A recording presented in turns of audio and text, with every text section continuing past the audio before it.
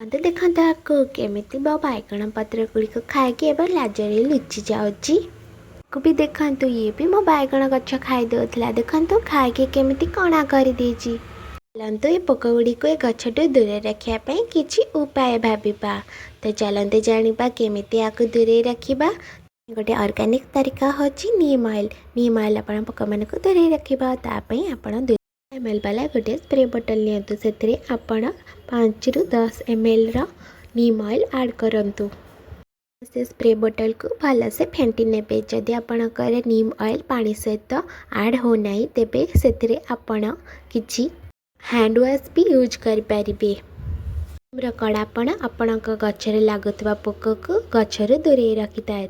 पोक लागुवा जगह आपण से पानी को भल भाव स्प्रे कर दियंतु। भल किछि दिन पर देखिए गछ पाखक आ पोक आसवा नहीं। तो आपण मैंने भी यह ट्राए करंतु जदि आपण मनकर गछरे भी मो भाया पोक लगुची।